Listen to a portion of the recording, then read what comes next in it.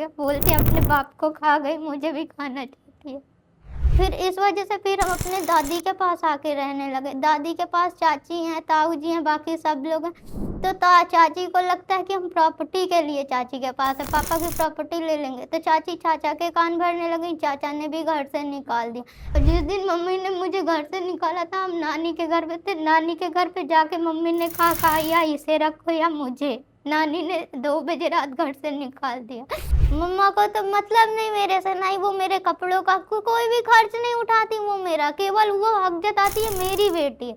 जब भी उनकी तबीयत खराब हो, काम करने के लिए मेरी बेटी है, ठीक होते ये मेरी बेटी नहीं है। मेरे पास 3 बच्चे हैं, उनका ये बर्तन धुलना हो, उनका कपड़ा धुलना हो तो मैं हूँ उनकी बेटी। और जब उनको ठीक होने के बाद खाना हो पीना हो तो उनके 3 बच्चे हैं, मैं नहीं हूँ। So hello everyone, welcome back to our channel Mayka वही माँ का घर। तो वीडियो को शुरू करने से पहले एक हाथ जोड़ की गुजारिश है कि प्लीज़ जो स्क्रीन पे नंबर्स आ रहे हैं उस पर आप शादी और अडॉप्शन के लिए कॉल या संपर्क ना करें, क्योंकि ये फैसिलिटीज़ मायका महिला आश्रम या मायका स्वीट होम अनाथालय नहीं देता है। ये सिर्फ उन महिलाओं के लिए, उन लड़कियों के लिए जो घरेलू हिंसा से पीड़ित है और उन्हें मायका आश्रम आके रहना है। तो प्लीज़ शादी और अडॉप्शन के लिए यहाँ पे संपर्क ना करें। आपकी कॉल्स की वजह से हमारा कॉलिंग स्टाफ इतना परेशान हो गया है कि अब हमें आदमी की आवाज़ सुनते ही कॉल ब्लॉक करनी पड़ती है, क्योंकि हमारे पास ऐसी भी कॉल्स आती है कि एक रात का तू कितना लेती है, एक रात बिताएगी, आज मेरे घर में मेरी बीवी नहीं है, बेबी की जगह तू आएगी। मतलब तुम महिला आश्रम में महिलाओं के लिए ये वर्ड्स यूज करते हो, इसका मतलब तेरी माँ ने तेरे को कहाँ से जना है, इसका मतलब तेरे को अपने बाप का भी नहीं पता, तभी तुम ऐसी बातें कर रहे हो। मन करता है कि इतनी लिस्ट बनाओ ना उन सारे नंबर्स की और सीधा पुलिस में भी नहीं, सीधा सोशल मीडिया पे वायरल। साला तुम्हें पब्लिक ही ठीक करेगी, शर्म आनी चाहिए। थोड़ी बहुत अपनी माँ का दूध पिया है ना, सही में अपने बाप का पता हो तो आज के बाद ऐसी कॉल्स मत करना। तो वीडियो को आगे बढ़ाते हुए मैं आपको बताना चाहती हूँ कि ये हमारे पास एक लड़की है, ये अनमैरिड है। इन्होंने अपना फेस और अपना नाम गुप्त रखा है, क्योंकि देखिए अनमैरिड है, आगे जाके इनकी शादी भी होनी है, तो हमने हर प्रिकॉशन लेके चलते हैं। अब हर कोई मेरी तरह लड़की नहीं है जो बिल्कुल फेस रिवील कर दे, ठीक है। मैं अपनी तारीफ नहीं कर रही, मेरे को उस चीज़ का बहुत बड़े हर्जाने अपने भरने पड़े हैं। मतलब मेरी फैमिली, मेरा दोनों साइड के खानदान, सबसे बातचीत बंद है। और जहाँ तक मैंने बताया था कि मेरे फादर और मम्मा का केस चल रहा है, तो अब मेरा फादर क्या करते हैं, उस वीडियोस को लेके कोर्ट में मेरे कंधे पे बंदूक रख के केस जीतना चाहते हैं। खैर वो लड़ाई मेरी है, मैं खुद लड़ लूँगी। मगर आगे के लिए जो भी अगर हमारे पास अनमैरिड लड़कियां आती हैं तो हम उनका फेस कभी भी रिवील नहीं करेंगे, कभी उनका नाम नहीं रिवील करेंगे। हम खुद भी बोलते हैं कि आपके आगे जाके शादी होनी, आपको फ्यूचर में अपना ध्यान रखना है। तो आइए जानते हैं कि इनके साथ ऐसा क्या हुआ कि इन्हें महज 19 साल की उम्र में अपना घर छोड़ना पड़ा और आश्रम में आके रहना पड़ा। तो आप कहाँ की रहने वाली है, बस मुझे ये बता दीजिए। प्रयागराज। तो प्रयागराज से आप इधर क्यों आए? पापा के एक्सपायर होने के बाद मम्मा ने दूसरी शादी कर ली। मम्मा को मैंने खुद से भी मना किया था, उस टाइम हम और भी छोटे थे। मम्मा को मैंने खुद मना किया था कि मम्मा शादी मत कर, पर उनको ऐसा लगता था कि उनका खर्च हम पूरा करेंगे क्या। उन्होंने शादी करने के बाद वो मुझे नहीं ले गई, वो चली गई। फिर 2-4 महीने बाद मम्मा मुझे अपने साथ ले गई। फिर उनके हस्बैंड पीते हैं और मारते हैं, मम्मा को भी मारते हैं, मुझे भी गाली देते हैं, मुझे भी बेल्ट से मारा है उन्होंने। फिर इस वजह से फिर हम अपने दादी के पास आके रहने लगे। दादी के पास चाची हैं, ताऊ जी हैं, बाकी सब लोग हैं। तो चाची को लगता है कि हम प्रॉपर्टी के लिए चाची के पास है, पापा की प्रॉपर्टी ले लेंगे। तो चाची चाचा के कान भरने लगी, चाचा ने भी घर से निकाल दिया। फिर उसके बाद फिर मम्मा के पास गए, फिर मम्मा के पास रहने लगे। तो मम्मा ने कहा क्या तू मेरा खर्च पूरा करेगी क्या। फिर इस वजह से मैंने घर छोड़ दिया, इस वजह से मुझे यहाँ आना पड़ा। मतलब आपकी माँ ने आपको बोला कि तू मेरा खर्च पूरा करेगी? उन्होंने कहा कि तू मेरा खर्च पूरा कर सकती है, तू मेरा खर्च पूरा करेगी क्या जो तेरी सुनूं। इस वजह से मैंने घर ही छोड़ दिया। बहुत 4-5 सालों में बहुत परेशान हुए हम अभी से। कहीं दादी के घर, कहीं बुआ के घर, कहीं चाचा के घर, तो मामा के घर, सबके घर। फिर जिस दिन मम्मी ने मुझे घर से निकाला था, हम नानी के घर पे थे। नानी के घर पे जाके मम्मी ने कहा या इसे रखो या मुझे। नानी ने 2 बजे रात घर से निकाल दिया। फिर स्टेशन पे बैठे थे। फिर दूसरे दिन 8 बजे की ट्रेन थी, 8:15 की ट्रेन पकड़े चले आए। वो भी भैया मिल गए थे, वो छोड़ के गए मुझे। मम्मा तो कहती खर्च मेरा पूरा करेगी क्या, बोलती अपने बाप को खा गई, मुझे भी खाना चाहती है।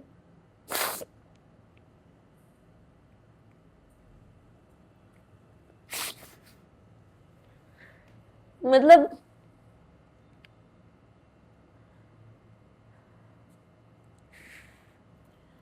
बाप छोड़ के जाए तो बेटी सुने, बाप की डेथ हो जाए तो बेटी सुने। क्या हमने बोला था कि हमें जनो? क्या हमने बोला था हमें पैदा करो? और जब तुम्हारे को दूसरी शादी करनी थी, ठीक है, तुमने अपना फ्यूचर देखा, तो कम से कम अपनी बेटी का तो सोचती कुछ। तेरी जनी हुई बेटी है ना वो। तूने अपनी जिंदगी तो सेट कर ली दूसरी शादी करके, इसका क्या? ये तो बेचारी दादी की भी नहीं रही, नानी की भी नहीं रही, क्योंकि तूने नानी के यहाँ रहने नहीं दिया। किसी के नहीं रहे दीदी, हम किसी के नहीं। बुआ के घर पे रहते थे, वहां भी जाके उन्होंने हंगामा किया, मेरी बेटी है मुझे दो। वहां से भी ले जाके उन्होंने फिर वही किया मेरे। फिर दादी के पास फिर से आ गए। दादी भी मेरी 95 ईयर्स की है, वो भी क्या कर सकती है मेरे लिए, पता नहीं कब वो चली जाए छोड़ के। क्या कर सकती हूँ वो मेरे लिए, वो जितना होता है उतना चाचा से लड़ती हैं। चाची हैं, अकेले बची हैं, उनको लगता है मैं हूँ घर में बस, और कोई नहीं। उनकी भी बेटी मेरे बराबर है, फिर भी वो कहती है निकल जाएगी, भाग जाएगी, ये रुकेगी नहीं यहाँ। अभी से वो ऐसा करते हैं मेरे तो साथ। आपके फादर की डेथ किस वजह से हुई पापा थी? का हार्ट ब्लॉक हो गया था मेरे। तो आप उस टाइम कितने साल की थी? 10 साल के थे। अच्छा, तो एकदम से वो हार्ट ब्लॉक हो गया था, हार्ट अटैक आया हाँ। था। तो आपकी मम्मी ने दूसरी शादी फिर कब करी है? 2019 में पापा एक्सपायर हुए, 2020 में मम्मा ने शादी की है।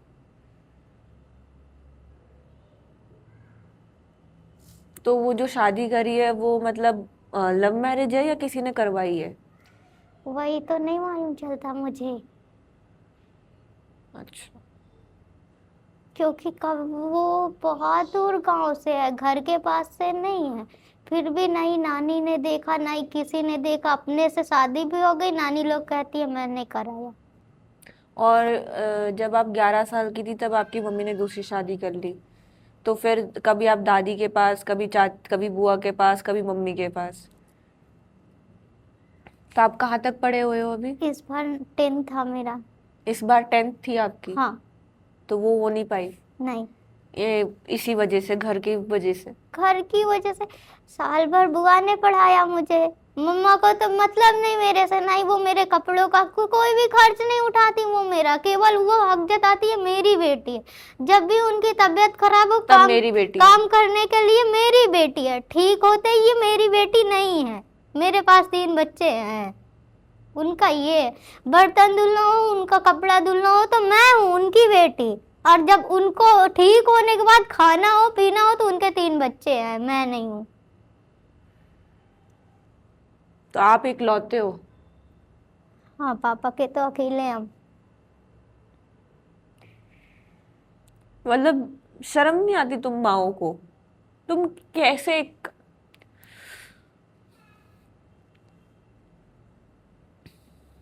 मैंने वीडियो रिकॉर्ड करने से पहले ही बोला था कि मैं रोऊंगी इस पॉडकास्ट में। मतलब ऐसी माँ कैसे हो तुम? कुमाता कैसे बन सकती हो?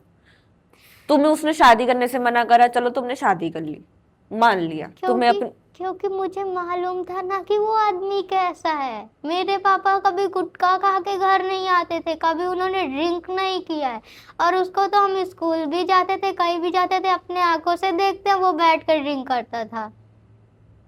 बहुत मना किया मैंने मम्मा को, पर वो मेरी सुनी ही नहीं। बहुत मना किया मैंने उनको। ताऊ जी ने भी मना किया कि मत करो, जहाँ तक होगा। मेरे 6 बच्चे हैं, 6 नहीं मेरे 7 बच्चे हैं, इसको लेकर तुम चाहे यहाँ रहना चाहे वहाँ, खर्च मैं दूंगा। पर वो कहती थी मैं अपना अलग बनाऊंगी। तो कोई अपने 6 बच्चे देखेंगे या तुमको?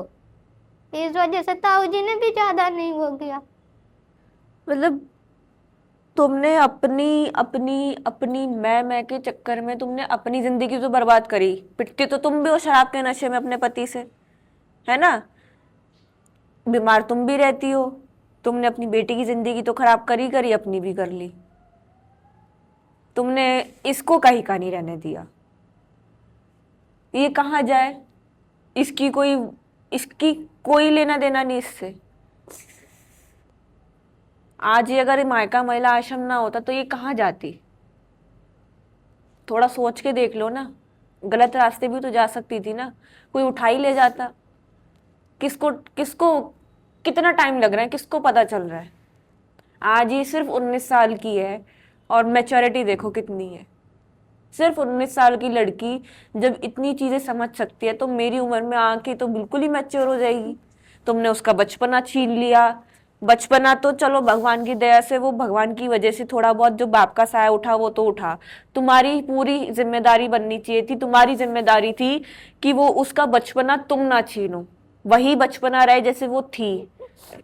तुमने सिर्फ 11 साल की लड़की को इतना मैच्योर कर दिया, इतने धक्के दिलवाए, इतना सब कुछ मतलब इतना सब कुछ उसको सहाया कि वो आज 19 साल की होने के बावजूद इतनी मैच्योर है कि जितनी मैच्योर मुझे या मेरी एज में होना चाहिए।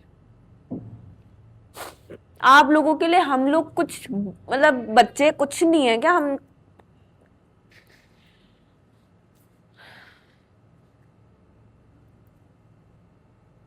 हम लोग कहाँ जाए? हमने अपने बाप को बोला था कि छोड़ दो, या हमने अपने बाप को बोला था कि मर जाओ? कौन सी बेटी बोलेगी? और उस ताऊ और इस चाची या चाचा से भी एक क्वेश्चन है कि इस लड़की की क्या गलती है? आप इसको अपने भाई का वंश समझ के भी तो रख सकते हो। इसको पढ़ाओ लिखाओ, क्या वो आपके ऊपर आपके प्रति जिम्मेदारियां नहीं निभाएगी? फिर क्या वो इतनी अनाड़ी दिख रही है आपको कि अगर आप इसको पालोगे, आप इसको पढ़ाओगे लिखाओगे तो वो आपकी जिम्मेदारियां नहीं उठाएगी? लड़की है, लड़का नहीं है। आजकल की लड़कियां अपने चाचा चाची अपने दादा दादी को रख लेती है, मगर जो बेटा होता है ना, जो वंश कहलाता है, वो लात मार देता है सबको, अपने माँ बाप तक को भी। लड़की नहीं मारती। मेरे ताऊ जी बहुत अच्छे हैं दीदी, पर मैं उनके ऊपर बोझ नहीं बनना चाहती। ताई जी मेरी एक्सपायर हो गई, 6 बच्चे हैं उनके पास। सोचिए वो 6 बच्चों को कैसे खिलाते, और मैं भी उनके ऊपर बोझ बन जाऊँ तो कैसा लगेगा। इस वजह से मुझे उनके पास नहीं रहना। नहीं, वो तो आज भी कहते घर आओ तुम। यहाँ आने के बाद दीदी को फोन लगा तो दीदी कह रही तू पागल है क्या, वहां गई है, पापा सबको डांट है। मैंने कहा नहीं आ रहे, क्यों उनके ऊपर जाके मैं बोझ बनूं। 6 बच्चे तो वो अपने ऐसे ही पढ़ा रहे हैं, मैं भी जाके एक बोझ बन जाऊं उनके सर पे। कितनी समझदार है ये। आप लोगों ने ना हमारी क्या मतलब बच्चों की जिंदगी ना आप लोगों ने खेल समझ रखी है। तुम लोगों को जब मजे चाहिए होते मियाँ बीवी को, तब तुम मजे ले लेते हो, और उस मजे मजे में तुम भूल जाते हो कि तुम प्रेग्नेंट भी हो सकती हो। जब तुम्हें बच्चा करने की नई समझ होती है ना, जब तुम रेडी नहीं होते बच्चा करने के लिए, तो मत किया करो बच्चे पैदा, मत किया करो बच्चे पैदा। जब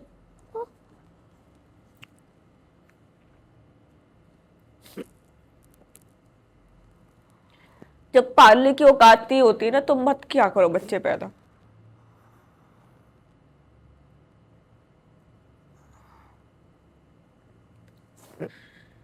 हम बच्चों का कोई कसूर नहीं होता।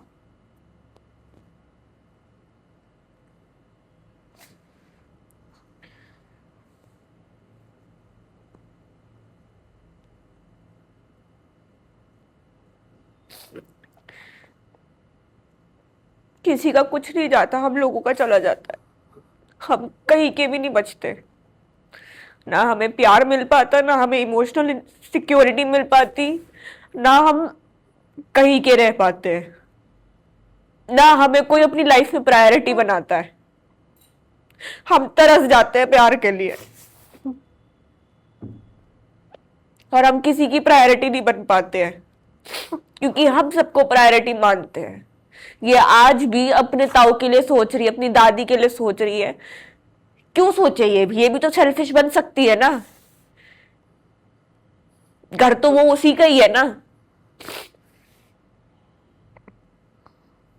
क्यों नहीं बन सकती है सेल्फिश? तुम लोग एक लड़की से सब चीजें चाहते हो कि वो समझदार बने। बचपन से उसको इतना सब कुछ तुम सिखा देते हो, बेटा रोटी बना, बेटा ये सीख, बेटा वो सीख, तेरे को पराए घर जाना है। अरे हम ही क्यों सीखे? हम ही क्यों समझदार बने? तुम लोगों का कोई कर्तव्य नहीं है क्या माँ बाप का?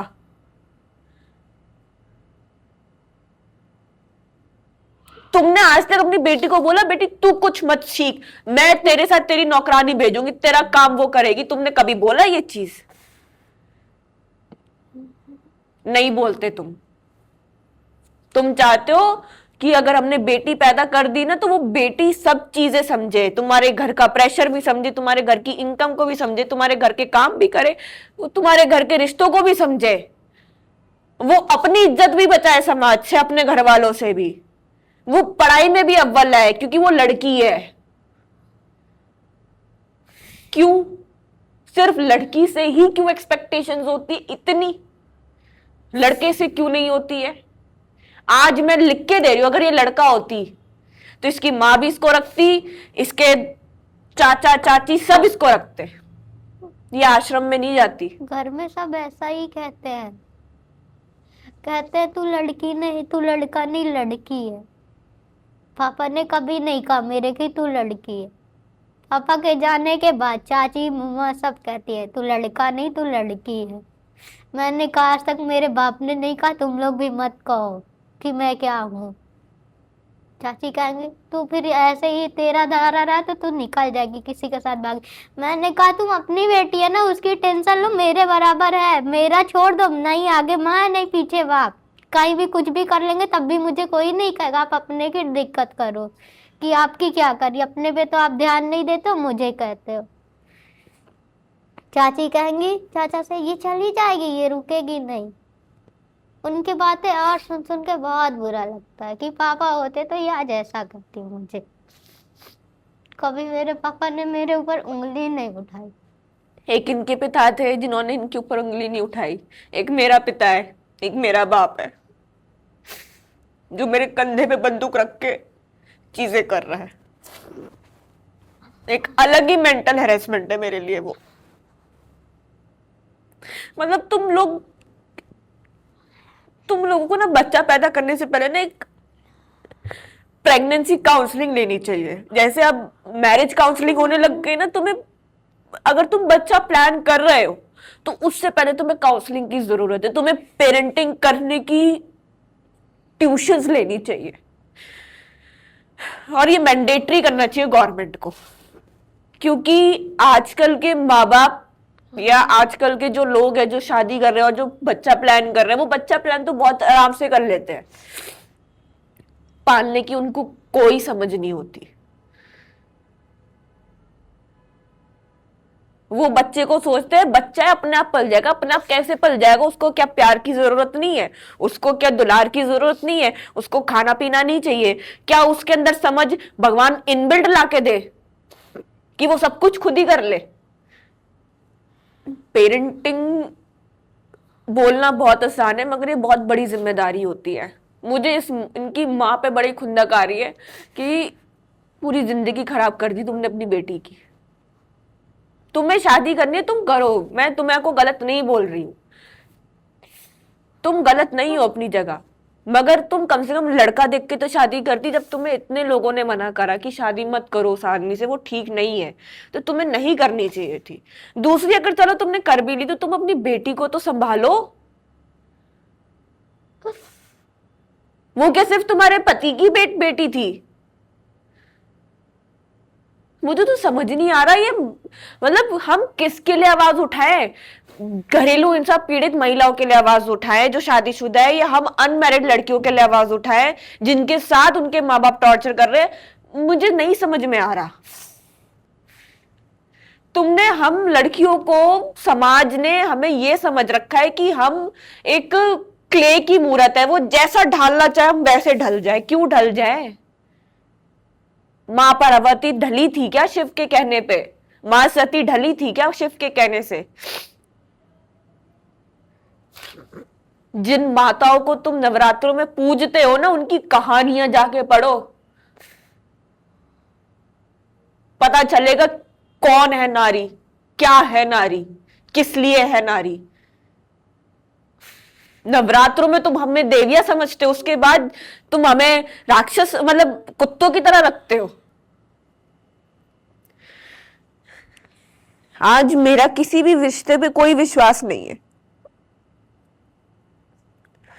मेरा खुद पे पर्सनली किसी रिश्ते पे विश्वास नहीं है, न माँ पे, न बाप पे, न भाई पे, न बहन पे, ना रिश्तेदारों पे, किसी पे विश्वास नहीं है मुझे।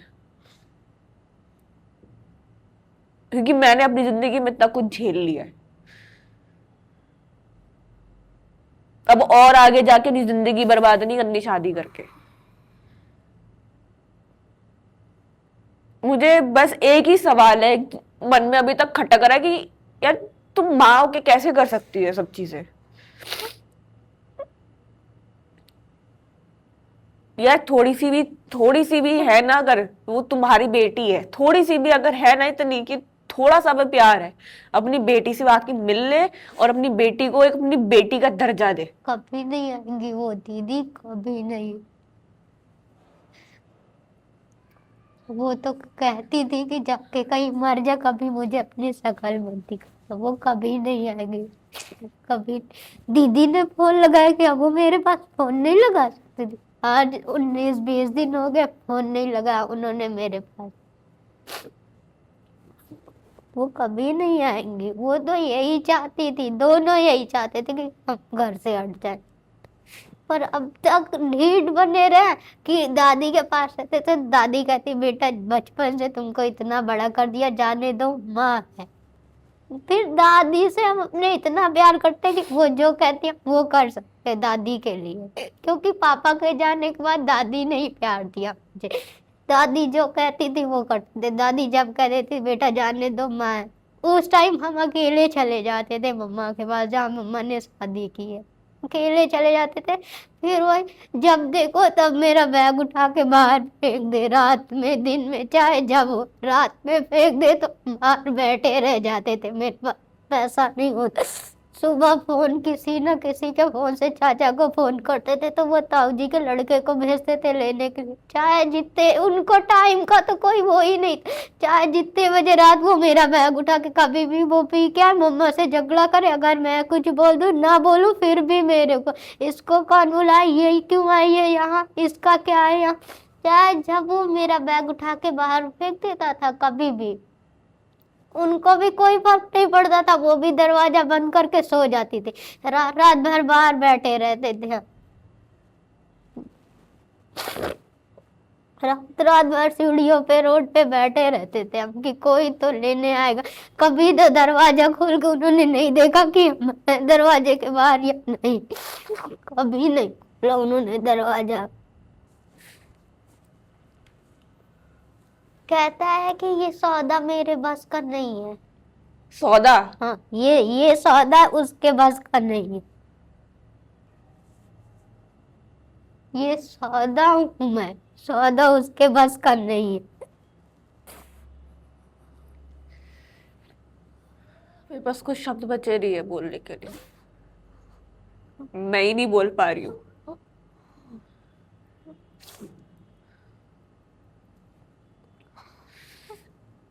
समझ नहीं आता ये समाज कितना खराब है। अपने तो अपने है ही दुश्मन, बाहर वाले भी दुश्मन बन जाती है कि अपनों का साया नहीं हमारे ऊपर।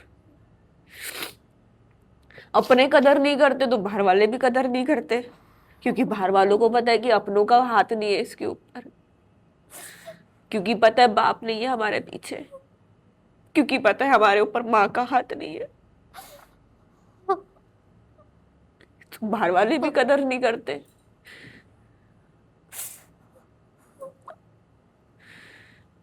और जो बाहर वालों को हम अपना माने थोड़े टाइम तक अपनापन दिखाते हैं, उसके बाद फिर वही धाक की तीन बात। पता ही नहीं चलता कि वो जिसको हमने अपना माना था, कि वही वो अपना है। जिसको हमने अपना माना था वो भी अपना नहीं लगता। फिर घिन आती है फिर उस इंसान से। कुछ लोग तो गांधारी बन के बैठे हुए हैं।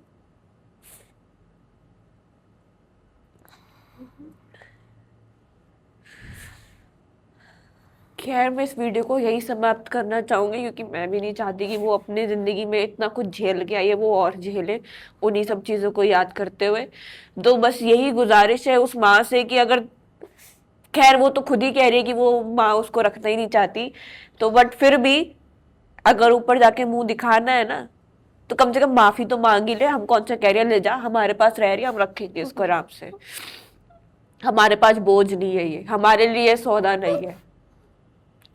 कम से कम माफी तो मांग ही ले, कम से कम ऊपर जाके कम से कम कुछ कुछ तो पाप अपने कम कर ले। वीडियो को लाइक और शेयर करना मत भूलेगा, और चैनल को सब्सक्राइब करना मत भूलेगा। धन्यवाद।